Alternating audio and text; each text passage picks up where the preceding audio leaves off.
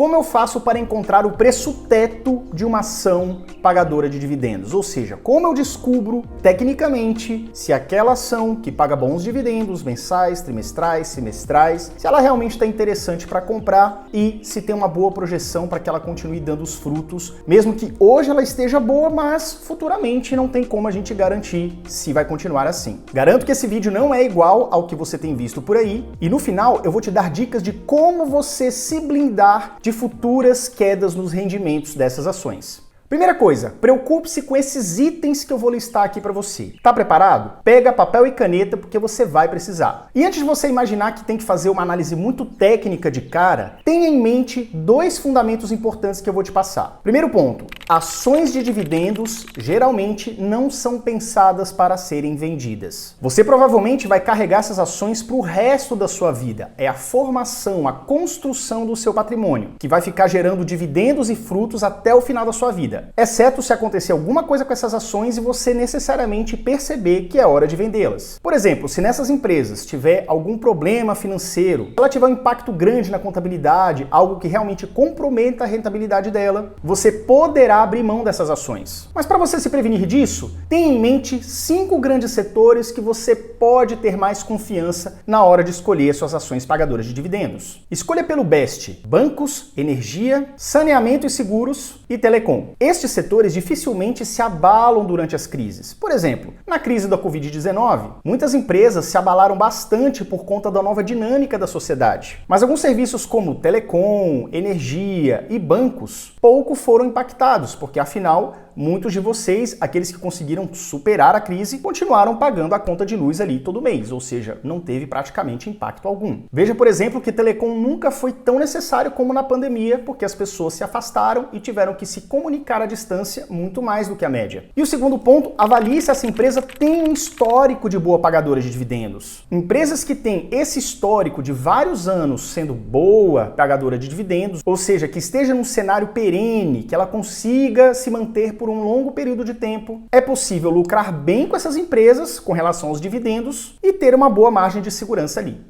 Com isso em mente, agora eu quero que você abra o Excel e crie ali uma lista de ativos que você acha interessante. Aqueles ativos que você está de olho, que você já vê que é uma boa pagadora de dividendos, já deu uma pesquisada em alguns sites como, por exemplo, Investidor 10. E eu vou te ensinar a calcular o preço teto. O que seria o preço teto? É o máximo que você pode pagar por aquele ativo para que ele consiga te dar um retorno ao longo do tempo que possa fazer sentido para você, que você consiga realmente lucrar pagando uma pichincha, por exemplo, pagando um preço que realmente vale a pena para você ter aquele retorno. E para isso, vamos adotar a relação preço sobre retorno. E para início de conversa, você vai ter que procurar em alguns portais informações importantes sobre esses ativos antes de começar a ter esse cálculo. Por exemplo, abra o site Investidor 10 e lá dentro você procura o ativo BBAS3, que são as ações do Banco do Brasil. Anote o valor da cotação como está mostrando na tela. Nesse exemplo, em maio de 2023, está R$ 44,96 por ação e o dividend yield de 8,13%. Dividend yield significa o retorno que essas ações estão proporcionando ao longo dos últimos 12 meses em dividendos, se comparado o valor que você está pagando hoje por aquela ação. Ou seja, se hoje você pagar esse valor que está aí, R$ 44,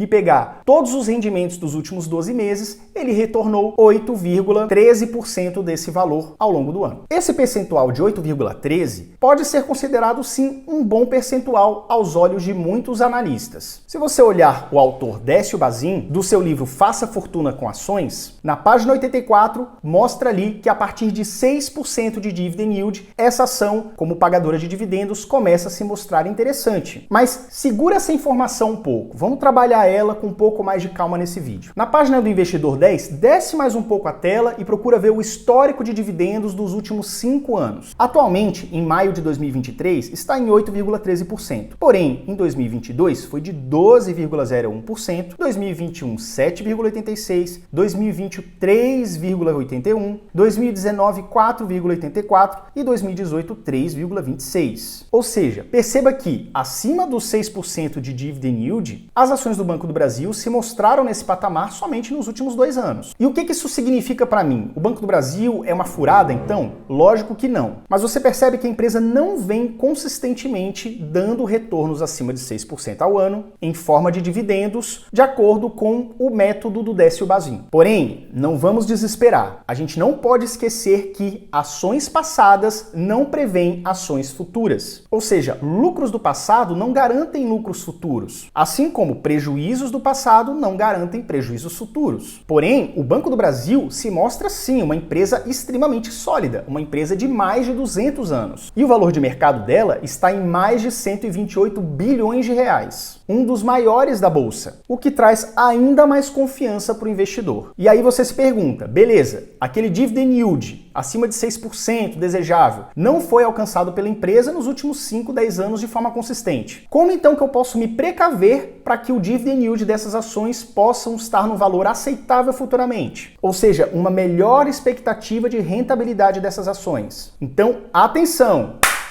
Agora pega o papel para você anotar. Suba a régua do dividend yield. Aplica então o método dopaminérgico. Para mim, acima de 9% de dividend yield começa a ficar interessante. Ou seja, o preço interessante para mim, o preço teto, só começa a ficar legal acima de 9% de dividend yield. Por exemplo, vamos pegar a empresa DOP-B3, ou seja, a empresa dopaminérgica. Hoje uma ação dela custa R$100. Ela precisa me pagar pelo menos R$9 por ano de dividend yield para que eu considere que vale a pena. E digamos que essa empresa rendeu no último ano R$5 de dividend yield. Então eu vou jogar esses valores numa fórmula para saber qual o valor máximo que eu pagaria nessa empresa para que esses R$5 equivalessem a pelo menos 9% de dividend yield. Anotem aí então, dividendo por ano dividido por 9%, que é o método dopaminérgico. Isso colocando os valores daria os R$5 dividido por 9%, que daria então R$55,55. Ou seja, esse seria o preço teto. Mas se você tiver aí no site do Investidor 10 e você tiver acesso somente à cotação atual daquele ativo e o dividend yield, como é que você vai saber os outros dados para poder jogar na fórmula? Você vai pegar a cotação atual daquele ativo que você está interessado, multiplicado pelo dividend yield dos últimos 12 meses por ação. No caso do Banco do Brasil, a gente viu que a cotação atual está em R$ 44,96, multiplicado por 8,13%, que daria então aproximadamente 3,65 de dividendos por ação nos últimos 12 meses. Jogando então na fórmula dopaminérgica, você descobre que o dividend yield de 3,65 aproximadamente, dividido por 9%, daria então R$ 40,61 de preço teto. Ou seja, se a cotação do Banco do Brasil está hoje em R$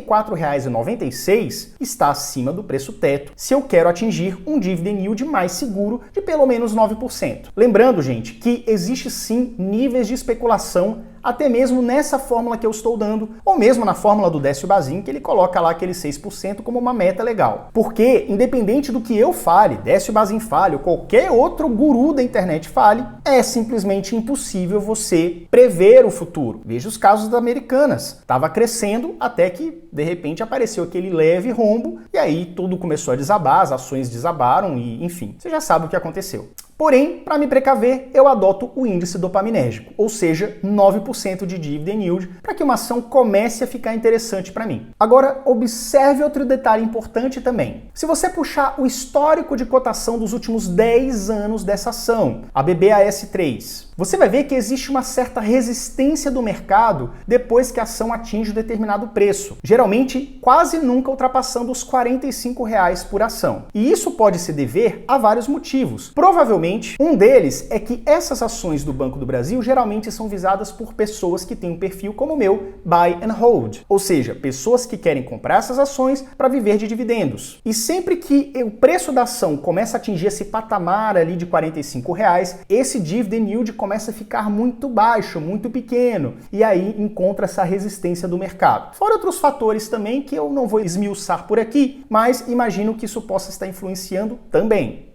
Agora vamos observar um cenário ainda mais amplo dessa situação toda. A receita líquida do Banco do Brasil, ela cresceu bastante nos últimos 2 anos, principalmente os anos de pandemia. Muito provavelmente porque foi uma época que muitas pessoas recorreram aos bancos, aos produtos financeiros, para conseguirem se financiar durante aquele tempo de vacas magras. Teve também o Pronamp, que foi um programa do governo que apoiou empresas para poder buscar crédito nos bancos com um juros muito pequenininho. Tudo tudo isso durante a pandemia. E se você olhar os últimos 10 anos, o Banco do Brasil nunca teve tanta receita líquida e lucro líquido como agora. E isso pode ajudar a manter a cotação do ativo que está relativamente alta, próxima daquele limite de R$ 45, aquela resistência que o mercado tem, fazendo com que ela possa permanecer sim nesse patamar por mais tempo antes de começar a cair eventualmente, porque ela ficou desinteressante para quem busca dividendos, como também pode fazer com que ela atinja recordes históricos, porque como aumentou muito o faturamento e o lucro, ela pode sim se valorizar por outros motivos. Portanto, o investidor dopaminérgico, ele deve olhar cada pequeno detalhe. Você deve se adiantar ao senso comum e saber como avaliar, principalmente sob o ponto de vista do que você deseja. Qual o seu rendimento? O que você quer para sua carteira? Você está só seguindo a boiada? Está só comprando as coisas porque mandam você comprar? Talvez para você, por o que você deseja, as ações do Banco do Brasil, embora estejam com essa cotação que eu considero elevada, elas ainda estejam atrativas para você poder fazer aportes. Ou seja, tenha calma e aprenda a fazer as melhores escolhas. E você, quais os critérios que você utiliza na hora de escolher boas ações pagadoras de dividendos? Comenta aqui embaixo que eu quero ler. E não se esqueça de se inscrever, compartilhar esse vídeo e vejo vocês no próximo vídeo. Valeu, até logo e tchau, tchau!